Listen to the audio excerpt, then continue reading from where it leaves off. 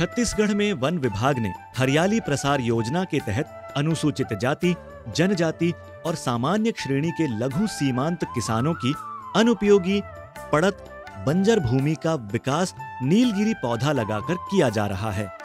One विभाग ने कांकेर वृत्त के अंतर्गत आने वाले वन मंडल दक्षिण कोंडागांव के आदिवासियों की आय में वृद्धि, पर्यावरण में सुधार एवं रोजगार सृजन के अलावा वनों में हो रहे जैविक दबाव को कम करने के उद्देश्य से हरियाली प्रसार योजना का आगाज सन 2005 में किया था।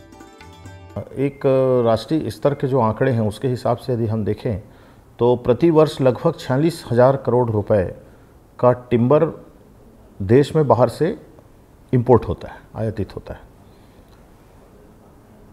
इस परिप्रेक्ष्य में यदि हम देखें तो देश का कितना पैसा जो है वो बाहर जा रहा है, तो जो टोटल रिक्वायरमेंट हमारी है उसके एवज में हमारा जो प्रोडक्शन है वो काफ़ी कम है। और इसलिए अभी सर्वोच्च प्राथमिकता जो वन मंत्रालय भारत सरकार की है वो भी है वन क्षेत्र के बाहर वुड स्टॉक ज़्यादा से ज़्यादा डेवलप करना है। आज पूरे दक्षिण कोंडागांव में चारों तरफ हरियाली पसरी हुई है। लोग बढ़ चढ़कर इस योजना का लाभ ले रहे हैं। हरियाली प्रतीक है खुशहाली का और हरियाली वनों से ही आती है। कहने का तात्पर्य वनों से ही किसानों का उत्थान और पूरे विश्व का पालन संभव है। परंतु आज समय की मांग और इंसानी जरूरतों की पूर्ति के लिए अवैध अंधाधुंध कटाई सोचने के लिए विवश करती है।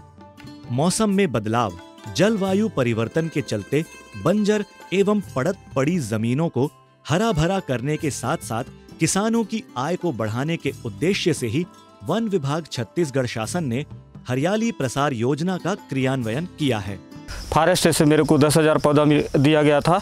उसमें पहले जो मैं खेती करता था उसमें ना धान उपज नहीं होता था, मक्का भी उपज नहीं होता था।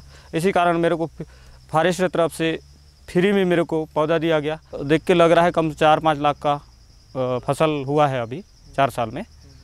तो हमारे परिवार घर वाले भी सब खुश हैं कि नीलगिरी लगाए। ठीक है, हम लोग 3 फसल करना चाह रहे हैं इसको। हितग्राही किसान अपनी बाड़ी में लगाए नीलगिरी को अपने निजी उपयोग के लिए बल्ली, जलाऊ लकड़ी के साथ साथ व्यावसायिक उपयोग के लिए बेच सकते हैं। नीलगिरी के पेड़ को बेचने के लिए वन विभाग से किसी भी प्रकार की सहमति की जरूरत नहीं होती है।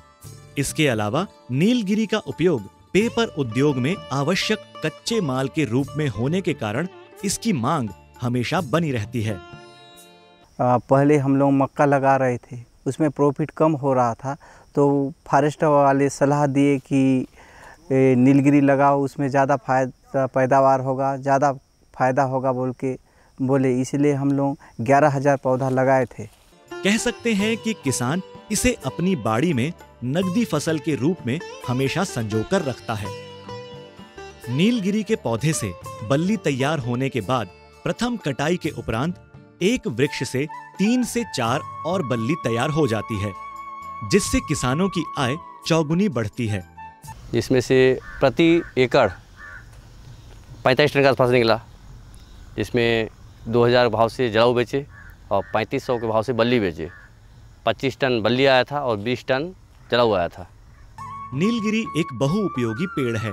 इसके पत्तों में औषधीय गुण होने के कारण बाजार में इसकी मांग बनी रहती है कि हम वन क्षेत्रों के बाहर कितना ज़्यादा से ज़्यादा लोगों को इसमें जोड़ें। इससे एक तो उन्हें आर्थिक लाभ होता है और दूसरा पर्यावरण के दृष्टिकोण से भी एक बहुत अच्छा कदम है। और इसीलिए हम लोगों ने भी इस वर्ष हमारा जो मैंडेट रखा है छत्तीसगढ़ फॉरेस्ट डिपार्टमेंट का कि वन क्षेत्र के बाहर हम कितना ज़्यादा से ज़्यादा वुड स्टॉक डेवलप करें। आज दक्षिण कोंडागांव वन मंडल के अंतर्गत हरियाली प्रसार योजना से हरे भरे हो रहे गांवों को देखकर अन्य किसान भी इस योजना का लाभ लेने के लिए स्वयं मेव प्रेरित होकर वन विभाग के अधिकारी कर्मचारियों के पास आ रहे हैं। यह योजना किसानों की पहली पसंद बन रही है। छत्तीसगढ़ वन विभाग माननीय मुख्यमंत्री की मंशा अनुरूप पर्यावरण संरक्षण संवर्धन के साथ किसानों की आय को दोगुनी करने के सुविचार को बखूबी निभा रहा है।